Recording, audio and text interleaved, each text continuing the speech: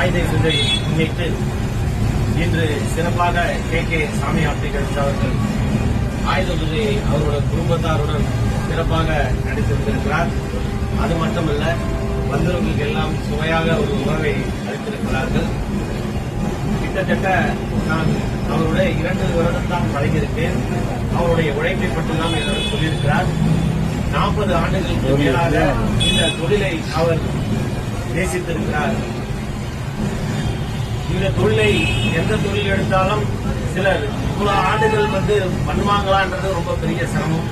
ஆனா 40 வயசுல 40 ஆண்டுகளாக இந்த தொழிலை அவர் ரசித்து செஞ்சிருக்கிறார்.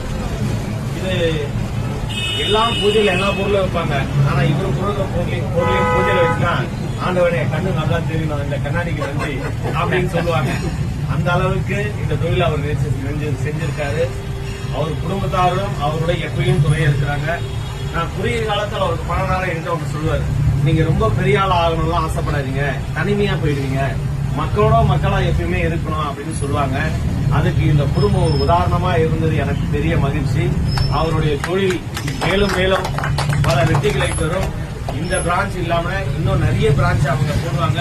அதற்கு உறுதுணையா இருக்கும். நாங்கள் எல்லாம் அமையப்பட்ட உங்களுக்கு எப்போதும் உறுதுணையாக இருப்போம்.